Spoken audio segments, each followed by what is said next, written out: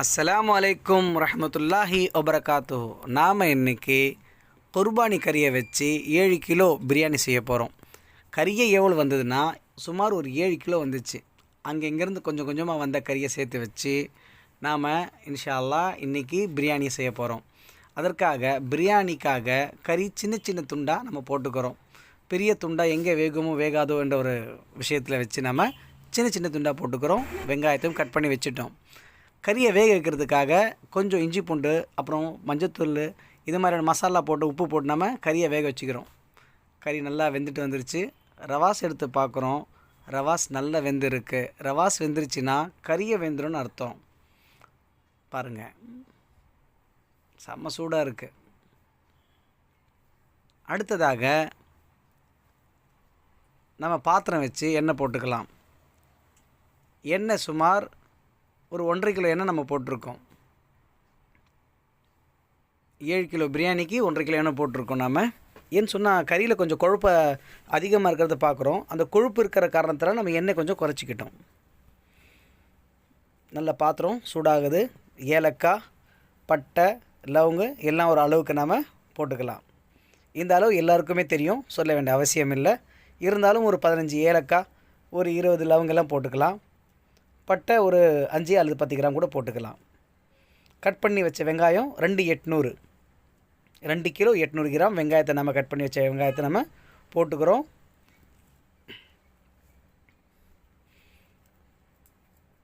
போட்டு நல்லா வதக்கிட்ட பிறகு வெங்காயம் பொன்னிறம் ஆகிறதுக்காக நம்ம வெயிட் பண்ணுறோம். நல்லா கொஞ்சம் சிவப்பாகிறதுக்காக. பிரியாணி மாஸ்டர் யார் பார்த்திங்கன்னா நம்ம தாங்கல் தாதாபாய் தாங்க பிரியாணி மாஸ்டர். வெங்காயம் நல்லா பொன்னிறமாக ஆகுது.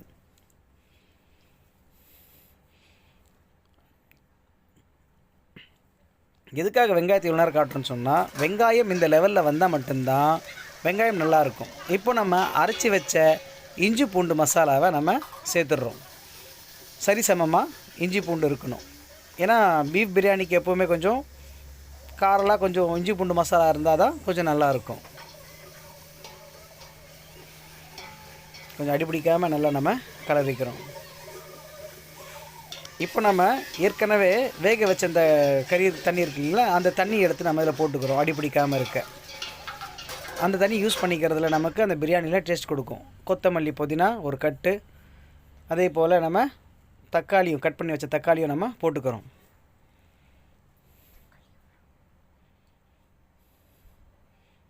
தக்காளி நல்லா கொஞ்சம் வதக்கிக்கலாம்.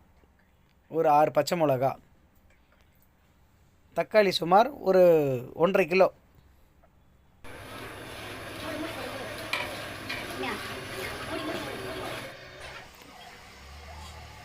கொஞ்சம் நல்லா தக்காளி வேகணும். அதுக்காக நம்ம தண்ணி போட்டு அதுக்கப்புறம் பிறகு நம்ம அந்த கறியெல்லாம் வேக வச்ச கறியை நம்ம நல்லா போட்டுக்கிறோம். 50 கிராம் சக்தி மிளகாத்தூள் போட்டிருக்கோம் காரத்துக்காக. உங்கள் வீட்டில் நீங்கள் மிளகாத்தூள் அரைச்சி வச்சுருந்தா கூட நீங்கள் காரத்துக்காக பார்த்து போட்டுக்குங்க. அதே மாதிரி உப்பு சுவை கொஞ்சம் பார்த்துக்குங்க. உப்பு சுவை முக்கியமானது. உப்பு எவ்வளோ தேவையோ அது தகுந்த மாதிரி போட்டுக்குங்க. ஏன்னா நம்ம ஏற்கனவே கறி வேக வைக்கும்போது நம்ம உப்பு போட்டோம். அதனால தான் இதில் கொஞ்சம் உப்பு கொஞ்சம் குறைவாக போடுறோம். அடுத்ததாக நம்ம ஒரு 1/2 லிட்டரு தயிர் போட்டிருக்கோம்.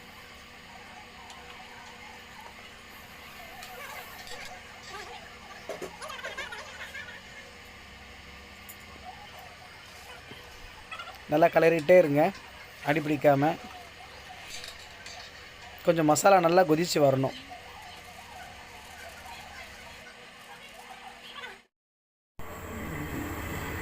அரிசி கூட நல்லா பாஸ்மதி அரிசியாக நாம் வாங்கி வச்சுக்கலாம். ஊற வச்சுட்டோம். அதுவும் நல்லா கொதித்து வருது பாருங்கள்.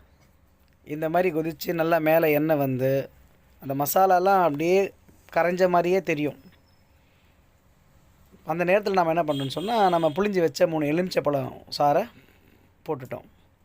காரம் பத்தலைன்றதுக்காக கொஞ்சம் மிளகாத்தூள் இப்போ எக்ஸ்ட்ரா நம்ம சேர்த்துருக்கோம். அடுத்தது நம்ம அந்த பாத்திரத்தை, மசாலா பாத்திரத்தை இறக்கி வச்சுட்டு தண்ணிக்காக பாத்திரத்தை வச்சு கொதிக்க வச்சு அரிசி நம்ம போட்டுட்டோம்.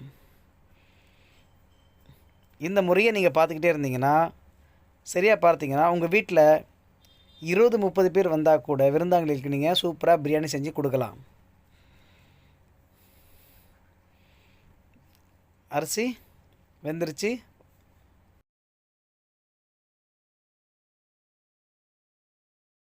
கால் வேக்காடு இருந்தால் போதும். நிறைய பேர் அந்த முக்கால் வேக்காடு போட்டு தண்ணி கம்மி பண்ணி போட்டுருவாங்க. அதனால் அரிசி வந்து பதமாக வராது. ஒரே கொதி வந்தோன்னா அரிசி எடுத்துடணும். சில பேர் கொதி கூட பார்க்க மாட்டாங்க, ஏன்னா ஏற்கனவே தண்ணி கொதித்து தானே போட்டோம், அதனால் அப்படி எடுத்துருவாங்க. இப்போது நம்ம அந்த பாத்திரத்தை வச்சு நல்லா மசாலா சூடு பண்ண பிறகு தான் அந்த வடித்த அந்த அரிசியை நாம் பாத்திரத்தில் போடுறோம். இப்போது நம்ம மசாலா மாஸ்டர் எப்படி கலக்கிறாரு பாருங்கள். கிண்டு நல்லா கிண்டுறாரு பார்த்தீங்களா. இதெல்லாம் நீங்கள் கற்று வச்சுக்கணும், பிரியாணி செய்கிறதுக்கு ரொம்ப முக்கியங்க.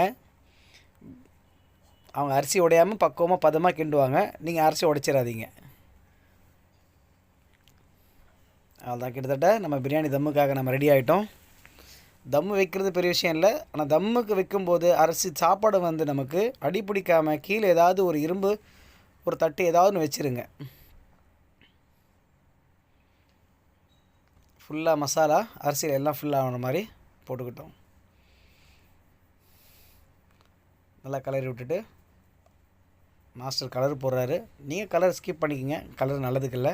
நம்ம ஒவ்வொரு வீடியோவில் நம்ம கலரை பற்றி சொல்லிகிட்டே இருக்கோம்.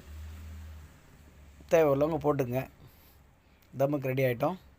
சுமார் 1/2 மணி நேரத்துக்கு பிறகு அரிசி சாப்பாடு நம்ம ஆயிடுச்சா அப்படின்றத பார்க்க போகிறோம். 1/2 மணி நேரம் ஆகிடுச்சு. செம்ம ஃப்ளவரோட பாருங்கள், பிரியாணி அப்படியே மகிழ்ந்து சூப்பராக வந்திருக்குங்க. உண்மையிலே சரியான ஃப்ளவரு, நல்ல வாசனை. பிரியாணிக்கான அந்த வாசனை அருமையாக இருக்குது. கறி நல்லா பூ போல் வந்திருக்கிற மாதிரி தெரியுது, நல்லா அருமையாக இருக்குது. உண்மையில் நல்ல கலருங்க, பிரியாணிக்கான நேச்சுரல் கலர் கீழே அந்த எடுக்கும்போதே தெரியுது. இதுக்கு கலர் கூட தேவையில்லைன்னு நினைக்கிறேன். உண்மையாக நல்லா இருக்குது, நல்ல ருசியாக இருக்குது. உண்மையில் தாதாபாயுடைய கைப்பக்குவம் என்பது பாராட்டத்தக்கது. அல்ஹம்துலில்லாஹ். இறைவனுக்கு எல்லாம் புகழும். பசங்கள் ரெடி ஆகிட்டாங்க, பசி வந்துருச்சு பசங்களுக்கு. சாப்பாடு வச்சிடலாம். நான் பையனுக்கு பீஸு காணும், இருக்கா? சரி, சாப்பாடு பசங்க சாப்பிட்ருக்காங்க. நமக்கு ஒரு பந்தி வரும், நமக்கு ஒரு எல்லு சாப்பாடு போட்டாங்க, நாமளும் சாப்பிட்டு பார்த்துடலாம். அடுத்து நாமளும் வெயிட்டிங் தான். சின்ன பசங்க இல்லையா, அவங்களுக்கு பசி வந்துருச்சு, அவங்களுக்கு போட்டுடலான்றதா முதல்ல போட்டுட்டோம். சாப்பிடுங்களா தம்பிங்களா, சாப்பிட்டு பார்த்து சொல்லுங்கள். அடுத்தபடியாக நம்ம பாருங்கள், கறி செம்மையாக சூப்பராக வெந்திருக்கு. சாப்பிட்டு பார்த்துடலாம், ருசியை பார்த்துடலாம், எப்படி இருக்குன்னு பார்த்துடலாம். நல்லா ஜூஸியாக சூப்பராக இருக்குங்க கறி, எல்லாமே ஃபேண்டாஸ்டிக், அருமையாக இருக்குது. சாப்பிட்டு பார்த்துடலாமா? ஒரு மினி பைட், கொஞ்சோண்டு ரைத்தா சாப்பாட்டுக்குள்ளே வச்சு கறி கொஞ்சம் வச்சு சாப்பிட்டு பார்க்குறோம். ஷாமங்க, சூப்பராக இருக்குது. வெரி லைக், சூப்பராக இருக்குங்க. நீங்களும் வீட்டில் இந்த மாதிரி செஞ்சு பாருங்கள், ருசிங்க, சாப்பிடுங்க. நம்முடைய சேனலை சப்ஸ்கிரைப் பண்ணுங்கள், லைக் பண்ணுங்கள், ஷேர் பண்ணுங்கள்.